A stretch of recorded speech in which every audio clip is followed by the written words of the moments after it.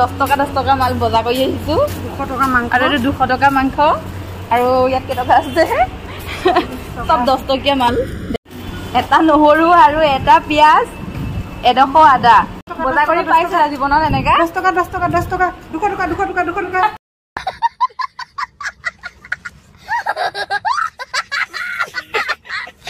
5 টকা মিট মছলা 5 টকা এটো মিৰ্চি 5 টকা জিৰা 10 টকা এই মিঠাতেল আৰু এটো 10 টকা ধনিয়া বাপৰে আৰু এটো 5 টকা কেঁচা জলকীয়া 10 টকাৰ পিয়াজ 10 টকাৰ আদা 10 টকাৰ নহৰু এটাই দিছে এই মাংস বাইদৈ ধুই আছে বনাম এতিয়া মাংস বনাবলৈকে চাই থাকক দেই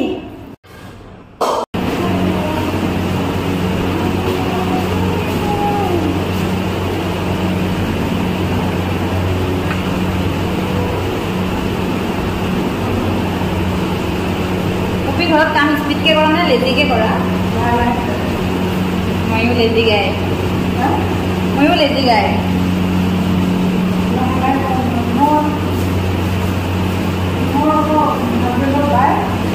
কি স্পীড কৰা ভাত কোনো সময় নালাগে মানে মোৰ বনালে মানে বহুত সময় লাগে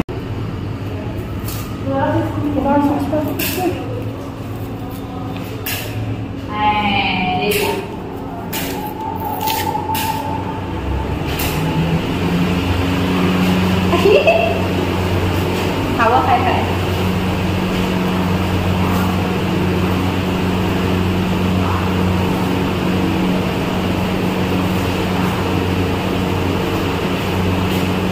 এতিয়া কোনো নাহে লগবোৰত গন্তি পাছতহে ভিৰ লাগিব ন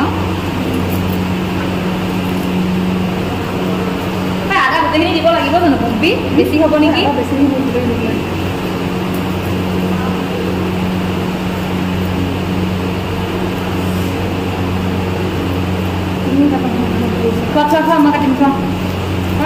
আৰু এয়া মাংস ৰেডি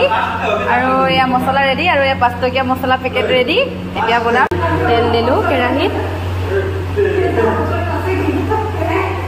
তেল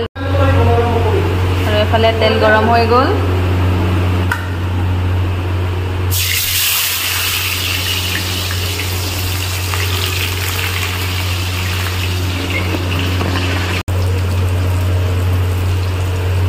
নাই বাদ দে তেলখিনি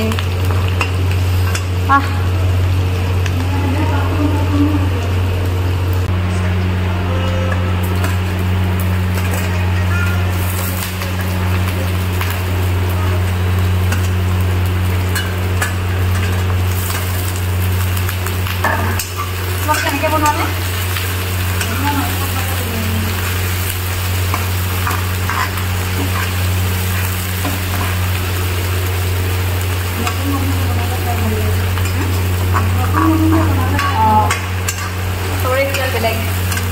ফ্ৰাই হ'ব অলপ তেতিয়াহে মছলা কেঁচা কেঁচা লাগিব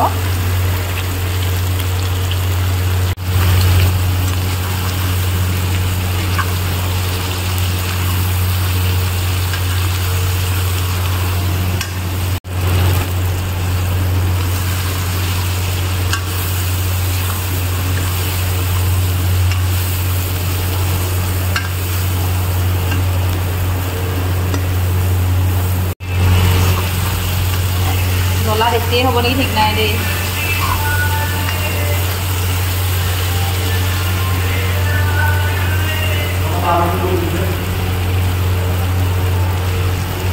আৰু অলপ পানী দি দিলোঁ কাৰণ পানী দিলেহে অকণমান সিজিব লাগিব ন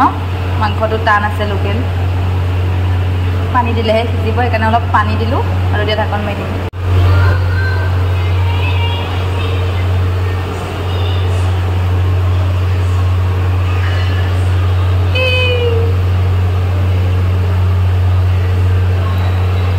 A few moments later.